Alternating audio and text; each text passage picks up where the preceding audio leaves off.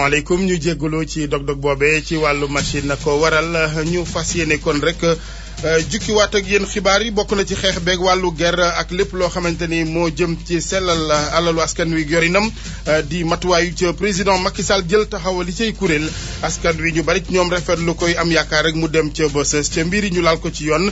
benn xaaj ak seen am ci Abdoulaye Wilane moom ba file la mu gën a jàpp ci doxalinu président Macky Sall wax jaa ca ëpp jëf ji Matam wàllu taw ak bu nu ca jot bu njëkk bi donte xaaruñu ko woon fanweer ci millimètre diwaanu Saloum moom jotaguñu ci taw waaye askan wa rawat na ji dëkkee ca bëri bi faral di am mbënd ñu ngi ci moytu ñii toxu nan ña des jëli matuwaay ngir rek moytu mbënd ren si sees fii ci Ndakaaru ak suuf saak nanu ko saax-saaxeeg jaay gi askan wa dëkkee ca wet ga ñaawlu ko xamuñu lu waral doxalin wu ni mel ñu ne ci nguur ga woon Mali ci xibaaru bitim réew ak président intérimaire ba Jakundaat Xaaware mënu fa gaañ démb gannaaw agressé CEDEAO ñaawlu ko ba fa ñaawlu yam ndax dañoo jàpp ne doxalin la yu sooxeel jàmm ju nu fay wër tàggat yaram Sénégal di waajal diggam ak Maroc ci wàllu woowee gaynde yi xëy tàggatu entraîné guddi lañu fi bawoo leeral li malal ñox jaañ gis-gis ak RFM président Macky Sall kuréel yi mu taxawal ngir rek moytug càcc askan wi alalam ak it taxawal kuréel yuy xeex ger ban gis-gis ngeen ci am seen xalaat ci njeextalu xibaar yi ci technique bi Alioune Badara Ndiaye. xibaar yi dañu koy door ak ni ñu ko waxee matuwaay yi président Macky Sall ak nguuram jël ngir rek moytul askan wi xaalisam di dem ci neen yorin wi sellal gi xeex bi ak ku ko sàcc corruption naka noonu kuréel la ci taxawal askan wi rafetlu ko di sàkku ci moom mu dem ci ba jeex ngir résultat waaye moytu cee doxee wet maanaam tëddee ci njaxaanaay Al Ousseynou Diagne. muy dogal bi nga xam ni ñoom syndicalistes yi fas ci wàllu transport ànd nañ ci Serigne Kouta bu UNSAS ak El Hadj Omar Ba bu CNTS FC ñaar ñëpp bàyyee ko ca Kaolack ñoom ñu daal di bég ci bi ñu déggee ni dañuy amal ab cours boo xam ni day di xeex lépp lu jëm ci wàllu amin yu ñaaw yoo xam ni dëppul ak yoon ak tamit beneen bi nga xam ni mooy xeex la jëm ci wàllu guerre ñoom nee nag waruñu yem rek ci ay wax kese ñoom ñu gis ni sax Macky Sall war naa dem ba mu sës. Diouf mi ko sumboon nag Abdoulaye Daw nag ñoom ñëpp moo leen gën a nekk gone su dañee économique dina am dana dox dana mën a liggéey guerre bi nag surtout ci transport la gën a def parce que ñun ñi nga xam ne ñoo yëngatu ci transport moom mënatu ñoo liggéey Sénégal ndax guerre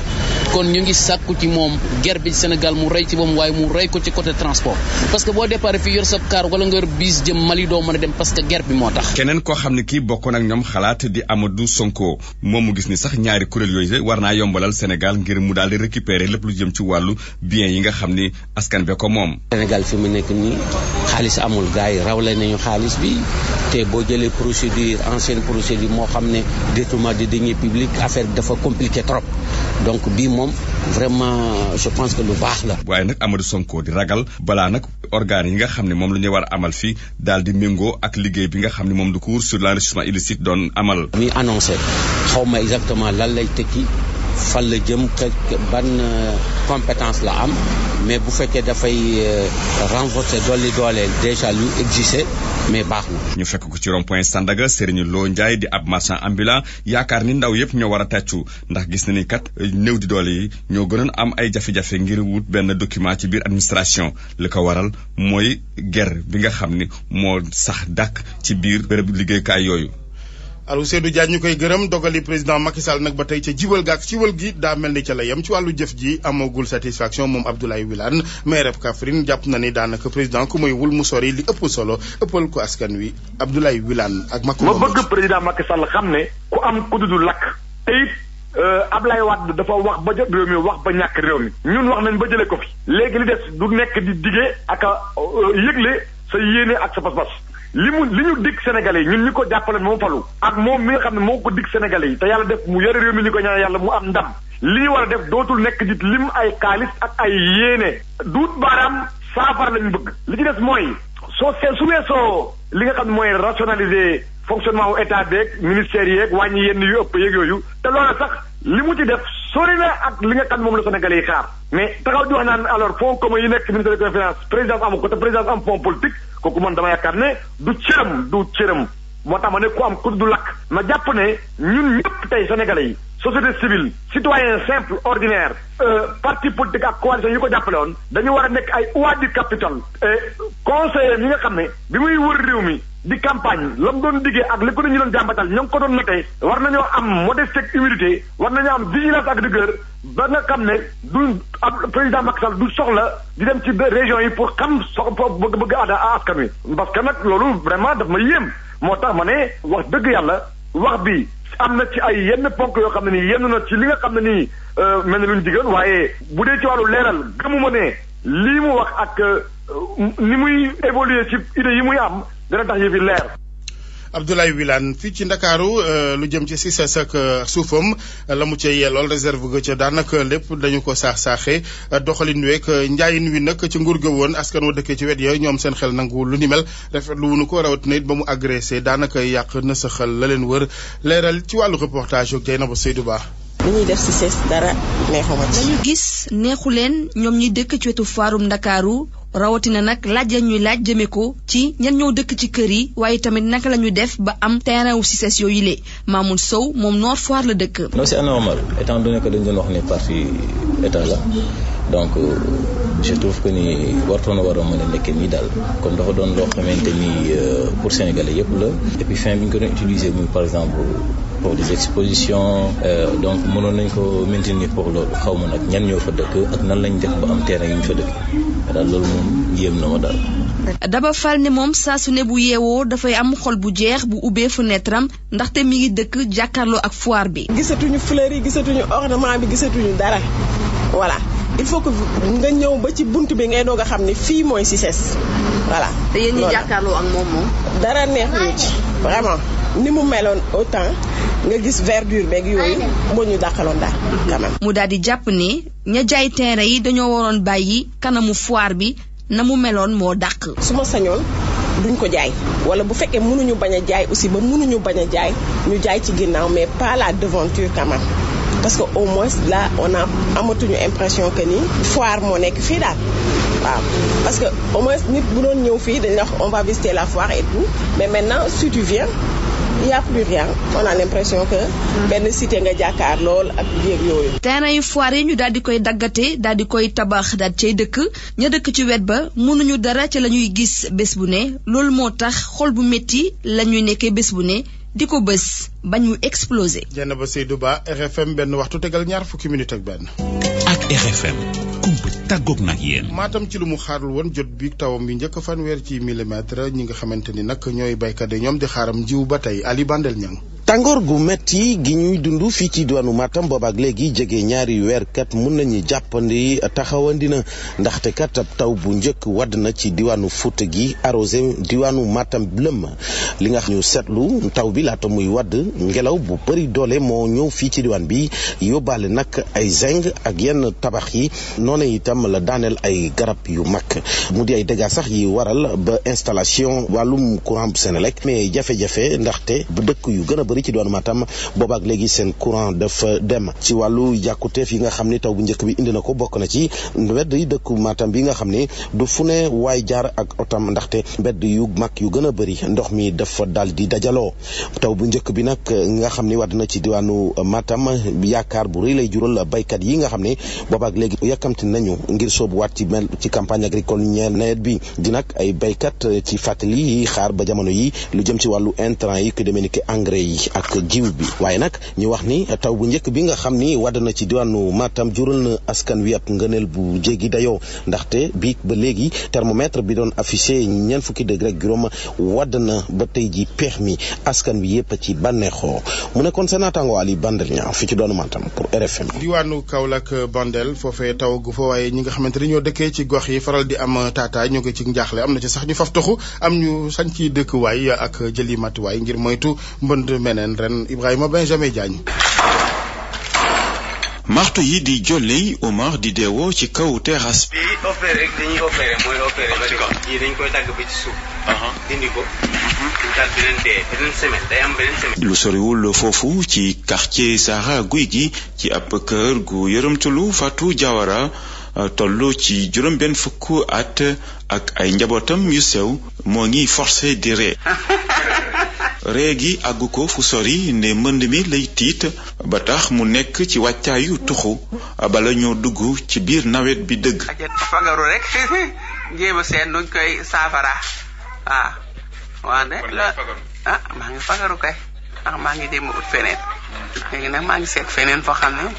ay dina tane fii. soxna si ay yoxoom jotul gannaaw di woote wallu. fii kay bu tawee day ron ndox mi day ronu nii di ñëw waaw perang bi fees néeg yi fees kii bi fees ëtt bi kay waxaale wuñ ko moom waaw yépp ay fees. moo ngi ñee dëkkandoom yi nekk ci ab defaraat. dañuy yett poteau yi génnewaat poteau yi ci boppam defaraat ko beneen chemin defaraat ko beneen day ci biir suuf si doo ko yëkkati nag mais bâtiment bi day seen sax ci bopp bâtiment bi day seen léegi. kanam gi tëmm ci ñaq ju tar maçon bi ne ay fan da joxe ci diir ngir mottali liggéey bi. Ibrahima Benjamin Diagne Kaolack RFM. rajo bi leen di xibaar saa su ne. xibaar yi bitim réew ak soxna Naata Mbaye maa ngi lay ziar Naata. maa ngi lay delloo ziar El Hadj Assane. Mali la nu koy dooree président bi nga xamante ni moo fa yorandi réew ma gannaaw ba nu ko daal di reconduire rek moom Junkonda Traoré am na ak agressé ak cong gu ñu amal jëmee ci moom démb. ñu ko def mooy ay manifestants yoo xamante ne ànduñu benn yoon kon ci noonu ñu ko bàyyee ca bopp réew ma te moo ne nag capitaine Amadou Sanogo daal dina ñaawlu mbir moomule ba noppi di woo ñëpp ñu daal di ànd ak dal Abibou Dia ci ay leeral.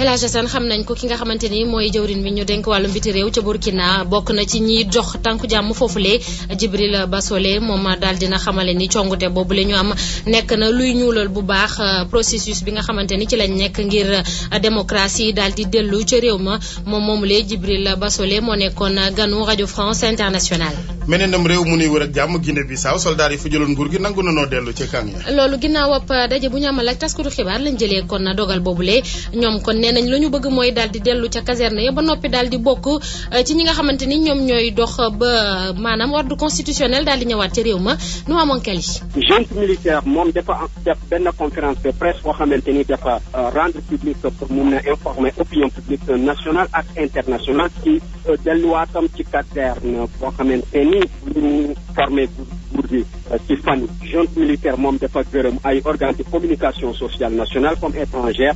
pour seen collaboration durant soulèvement militaire bu 12 avril bale passé ci leneen fan junte moom ci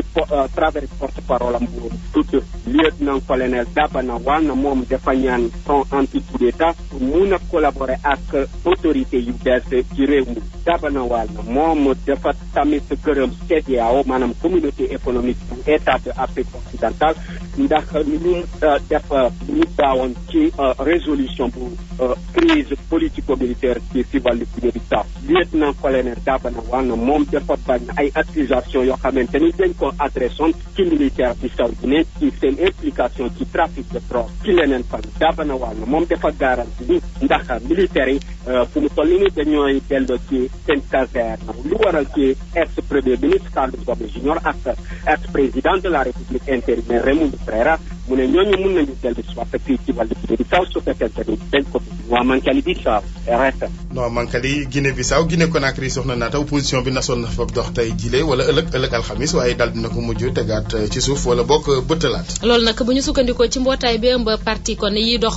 ci wàllum transition bi ak tamit alliance pour la démocratie et le progrès li waral kon ñu daal di koy dàq benn mbir la rek mu di kon njiitu réew bi nga xamante ni jamono jile nekkul ca réew ma ndax Alpha Condé mu nga ca Asie kon dimanche ba léegi te ñoom rek la ñu jublu woon ca marche boobule mooy daal di def lépp ba njiitu réew mi kon daal di leen gestu ba pare daal di dugal loxoom bu baax kon ngir ñu daal di saafara jafe-jafe yi am foofu lee ci wàllum politique xalaat sa. jërëjëf Naata RFM benn waxtu tegal fanweeri minute. RFM Sport.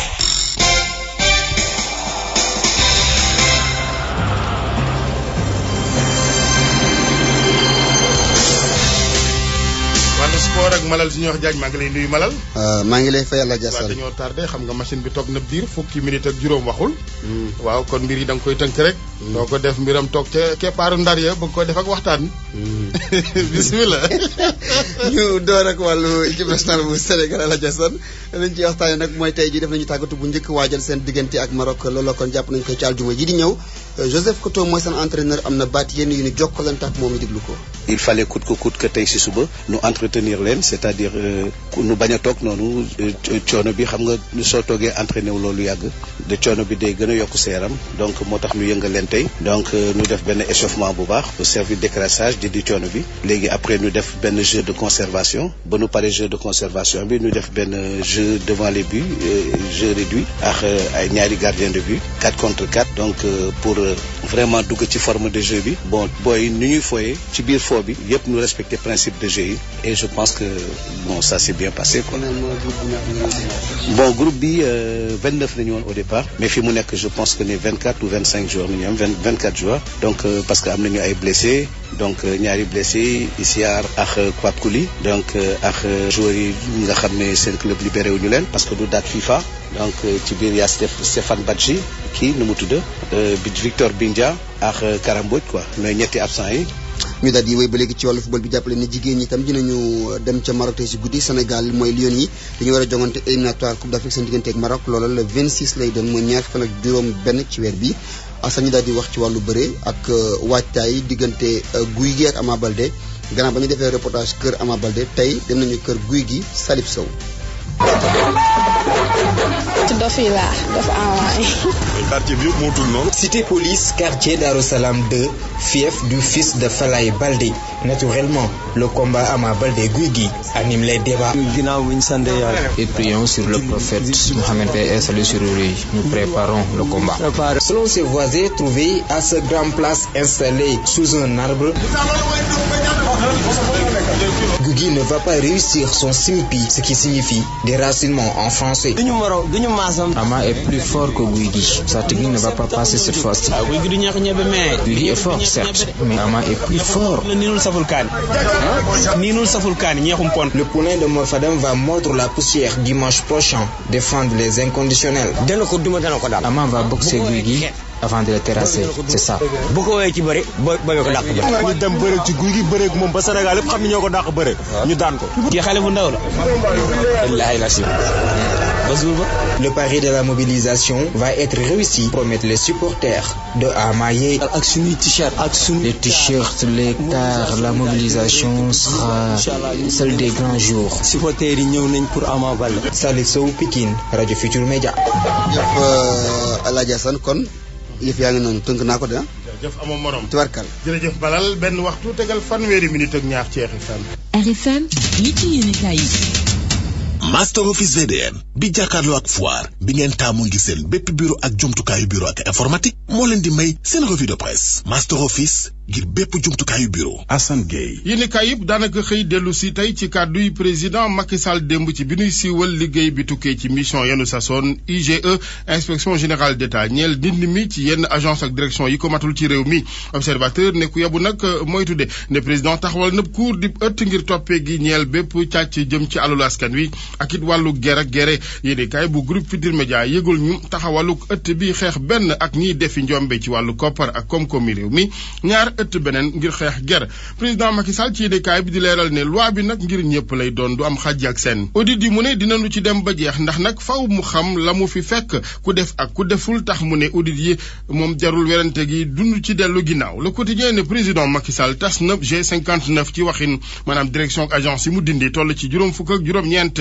yéenekaay bi di le quotidien fësalit nataalu président Macky Sall ak soxna si di Nafi Ngom Keïta mi jiite IGE xamal ñu dogal bu kilifa yi jël ci audité ñi ne saxal alalu askan wi libération jàpp ne jamono yi ku moywul marché dootul neex de ci njublang su yeboo rek pare ndax président Macky Sall yëgle na càncug ñaari ëttu atte ngir njublang ak ger yamu ca xeex bi ndax càcc gi ci boppam alal wa dañu koy toppi ngir jotaat ci le populaire ne président ay commission la ci taxawal ngir toppee googee ci weneen wàll nag le populaire mel ni ku naan président fa ñu ko doon xaar nag ci tas gi ñeel agence yi yeggu ca ba jeex ndax nag yéene kaay bi ne ak wax ju rëy ji yëpp bu nu ñëwee dindi ci mujjantal juróom-ñeent kese ci agence la dindi laas jàpp ne nguur gi ak i keesam yu ne pëng pexe benn bi des mooy yaxanal gi tàggu gi diisale maanaam régime ngir jeex président Macky Sall nag ci Walf Grand Place di tontu yu wujji politique am waa PDS rawatina ma nga ca daan dégg na Ousmane Ngom di telli rek waaye bu nu yaboo dalde ca xam ne audit yi moom daanu ko def donte loi bi ñëpp la fi yemale nga bokk ci nguur geeg opposition bi ndax nag président gis-gisam ci lu ëpp solo du mu faluwaat de waaye mission bi mu yeggale ko maanaam am ci ndam yéene kaay bi di direct info moom ci weneen wàll xëy waxtaane CICES nanu ko yoree ci wàllu xiini mini ga ko wër wàllu saax-saaxee ñeel suufas gox ba ci misaal ñetti xaaj yoo jël ñaar ya ñu daal di ko baaxee société immobilière ak it ay redevance COSEC toll ci ñaari milliards yu nu xamul fu mu jaar maanaam yu ne mes Dakar dem dikk it ak yorin wa fa woon jamonoy Christian Salvi libération fësale ko yéene kaay bi xamal ñu ne rapport d'audit bi ñeel kërug transport googe yegg nañu ko parquet bi laas xëy moom ci weneen wàll dalal Barthélémy Dias miy waxe ci kaso bu Rebeuss jàpp na ne otage dañu ko bëgg a def moom maire ab Sicap Sacré-Cœur Mermoz xam le ne fasul yéene nag làqu ci gannaawub kirlaayu député bu dee yoon firndeel na ne mooy ki def ca loolee sax du lu mu gëm ndax nag mu ne benn ci ngànnaayam wanewul ne mooy ki faat waaye mu ne bu dee yoon daa gis ne mooy ki def dina démissionné ci postab député bu ko nekkee ngir jébbal boppam yoon ka faatu nag ca Sicap Mermoz ak ndaw yenu fa yebaloon di nervi mu ne ñoom daal la jàppee ñuy loru di victime yi waaye ñeneen yebal ñu bon ñe làqu ñoom jamono yi ña ngay tambaambalu na mu leen neexee ci réew mi dossier bi Barthélémy Dias ne bu dee politique ko lal nanu ko wax ndax ci wàllu expertise mu ne càmbar gi wanewul nay ngànnaaya ma rey Walfadjri yéene kaay waxtaane mbiri Mandiogu Ndiaye di ki nu dénk ëtt bi atte bépp njublang ñeel alalu askan wi magistrat yi di artu journaliste yi wax ne moom président boobu ëtt Mandiogu Ndiaye dafa am lu ko yoon toppee ak it ay mesures disciplinaires tukkee ci kuréel ak magistrat yi dara amu ci ñu ne amul lu ko yoon jàppal rax ca dolli UMS di ko biral ak njàppaleem maître Abdoulaye Wade moom biral ak njàppaleem Ousmane Masseck Ndiaye las ne ba mu yëgee ne dafa tawat rek la ko dal di yabali ndaw ngir seeti ko laata muy umra ji yéene kaay bi nag gis ne waa bokk gis-gis jamono yi duñu saf ñu aawlu ndax gannaaw Thierno Lo mi daanoo ci échelle Ousmane Masseck Ndiaye moo tawat jamono yi wàllu lamb sunu lamb fësale roi des arènes Balla Gaye 2 yéene kaay bi xamal ñu ne Gaston Mbengue ma ngay def kem kàttanam jamono yi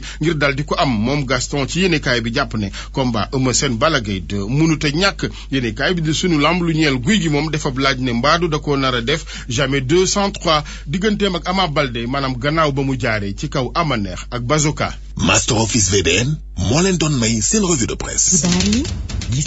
Gis-gis ak la maison de l'Égypte bu waa groupe NGS yëngu ci wàllu électronique électroménager mobilier de bureau ak informatique. gis-gis ak RFM di waxtaanee mbébéti président Macky Sall ci sellal yorinu alalu askan wi tax mu taxawal yi kuréel benn ba cay dabu càcc geeg koppar yi ak fa mu jaar ak ña def lu ni mel ci wàllu jalgateeg daan yi ci war ak it xeex ngir ger jóge fi ban gis-gis ngeen ci am dañuy ànd dégluwaat président Macky Sall ci yooyee kuréel mën a sa taxawal Sénégal. am na ay kuréel yu bees yu ma fas yéene taxawal benn bi ñu ngi ko tuddee OFNAC boobu dafa nekk office national de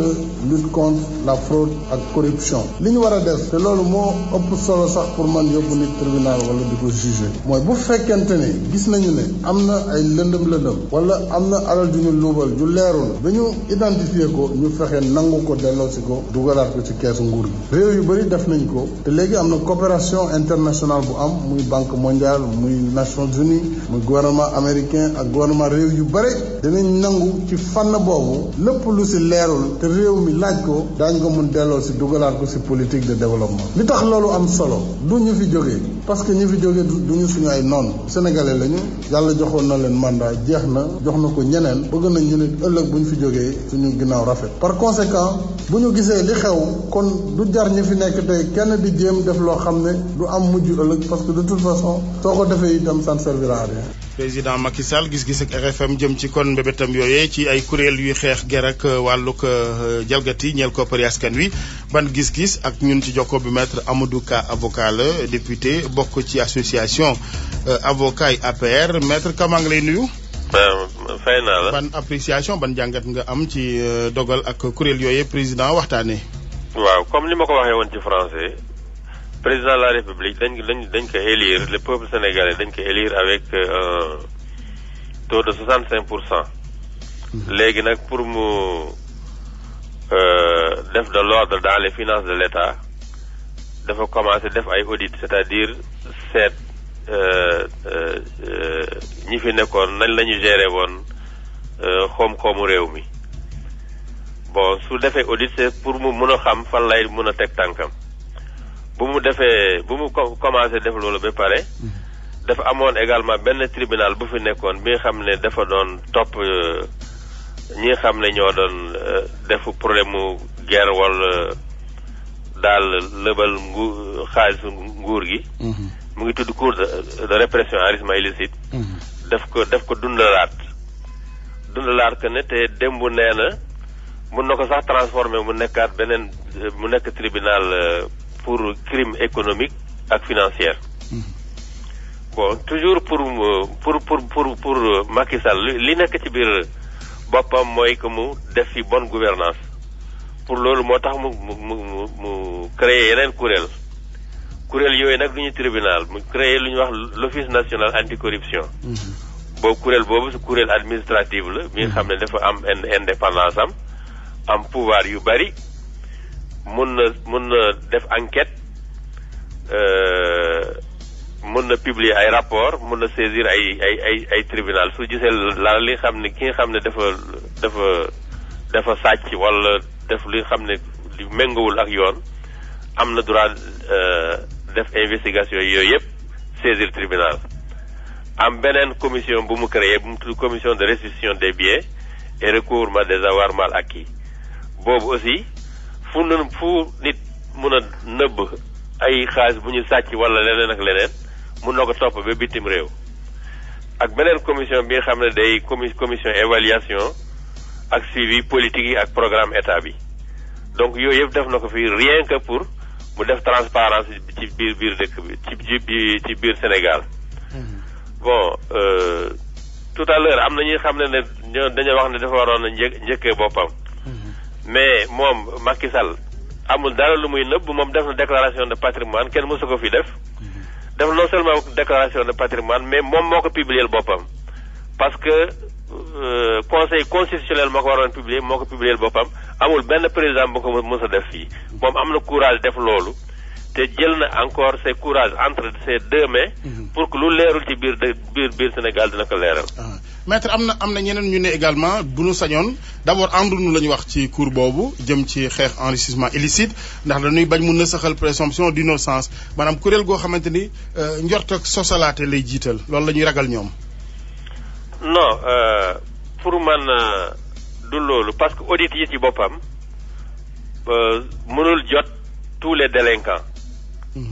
ñi xam ne audit yi mënul leen jot nag. cour bi mën na leen jot moo tax cour bi ak audit yi c'est des institutions ay institutions complémentaires la su fekkee ne audit bi audité na benn ministre te moom dafa luubal alalu réew mi depuis avant 7 ans yoon bi mën na ko jot ci audit yi donc su fekkee ne yoon bi mën na ko jot ci audit yi mën na ko jot ci fànn boobu suñ ko yóbbee devant la cour bi dana ko mën na ko jot. ci lu àndul ak xaaj ak seen maanaam tëddee njaaxaanaay am ci. non parce que procédure yi moo ñoo bokkul procédure cour bi dafa am procédure am c'est la loi qui a prévu cette procédure. c'est-à-dire que su fekkee ne cour bi convoqué na la daf lay laaj. nga justifier ndax sa alal bi fu leer la jógee wala leerul jógul fu la leer. bon léegi su fekkee ne justifié nga ko mu bàyyi la. su fekkee ne justifié ko nag mu dana la teg loxo. voilà merci maître Amadou Ka bu APR di avocat député ñu ànd ak avocat beneen maître El Hadj Amadou Sall bokk ci parti démocratique sénégalais maître maa ngi lay nuyu. Baye Assane maa ngi lay nuyu. lan nga ñuy dolli ci waxtaan wi ak. wala bokk maa ngi lay nuyu di nuyu it sama xarit Amadou Ka bi nga xam ne bi moom mooy nekk ci avocat wu APR. dafa am rek loo xam ne dama koy rectifier ci lu mu wax nee na guléet. am déclaration de patrimoine guléet it ñu def ko ci presse bi du guléet nag parce que président de la République Abdoulaye Wade. suñ ko falee moo jëkk a def déclaration de patrimoine te moom bu mu ko defee mu ko jëkk a publier xaarul kenn mu publier ko ci soleil 23 novembre 2001. kon nañu bàyyi di wax guléet loo xam du guléet du lu bees. donc loolu mas na fi am li ci des ci rek mooy ñun de suñu wàllu bopp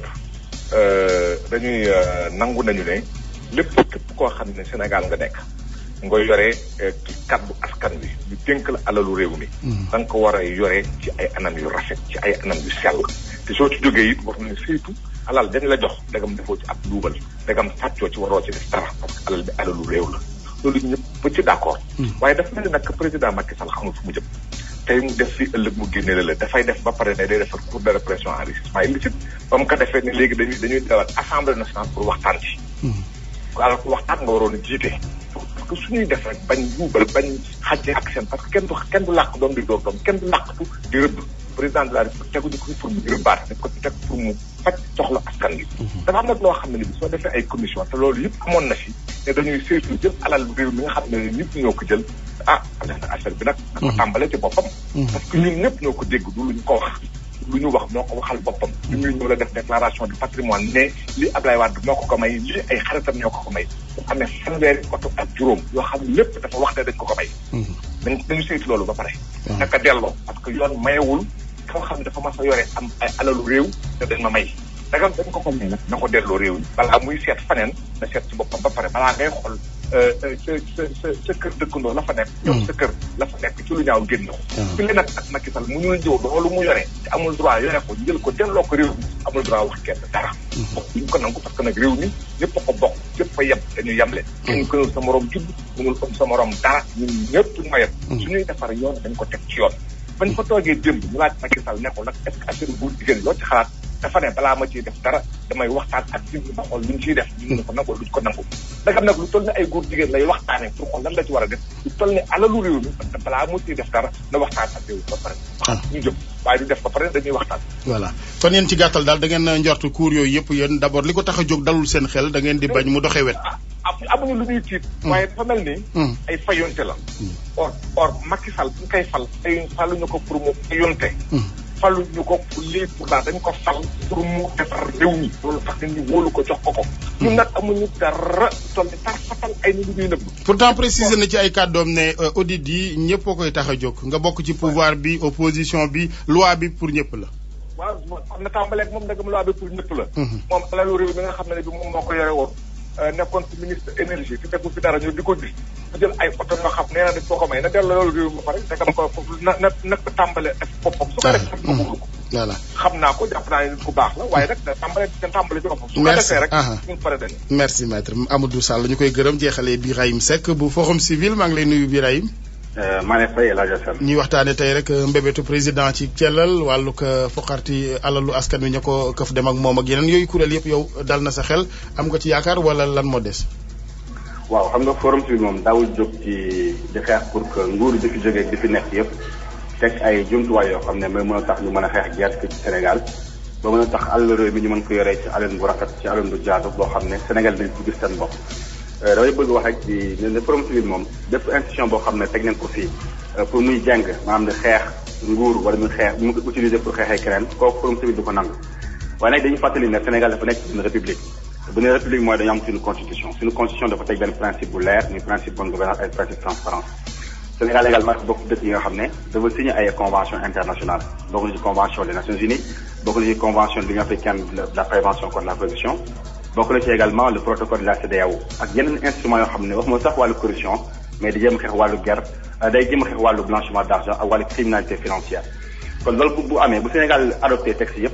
je pense bu fekkente ne nguur gi fi nekk bu fi jóge woon jëmmalul comme ni mu ko waree ni mu waree woon texte yooyu pour que ñu mën a am commission bu dëgër bu xeex wàllu guerre pour que ñu am commission bu dëgër boo xam ne mën a xeex également wàllu xaalis bi nga xam ne dañ koy sàcc di ko dugal ci banques yi fii Sénégal wala ci bitim réew je pense bu fekkente am na nguur goo xam ne ñëw na am na volonté wu teg commission boo xam ne mooy anticorruption teg également benn commission boo xam ne recouvrer argent volé yi teg si également benn commission boo xam ne c'est en parfaite harmonie avec la convention des Nations Unies contre la criminalité transfrontalière organisée mooy la commission de répression de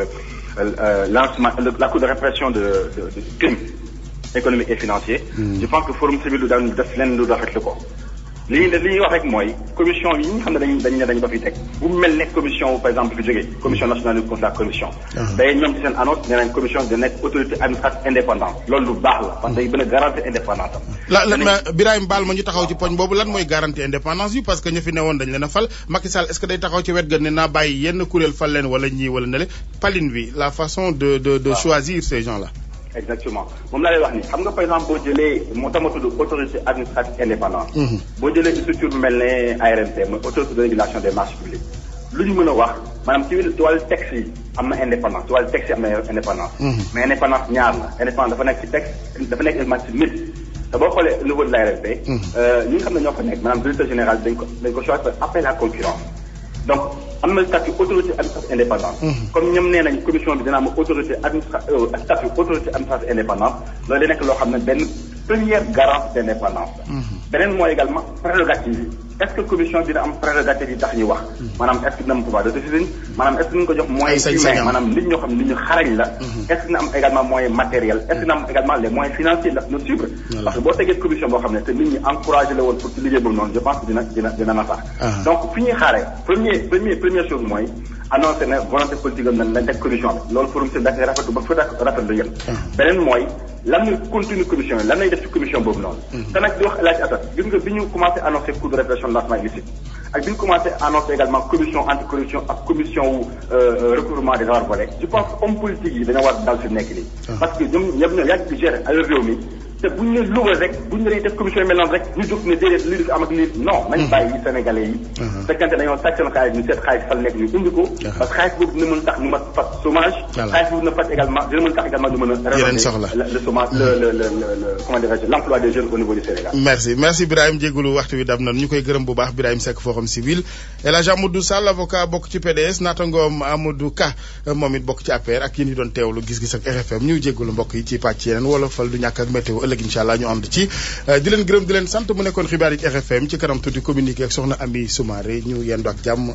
jërëjëf. La Maison de l'Égypte bu waa groupe NGS yëngu ci wàllu électronique électroménager mobilier de bureau ak informatique ñoo leen doon may gis-gis.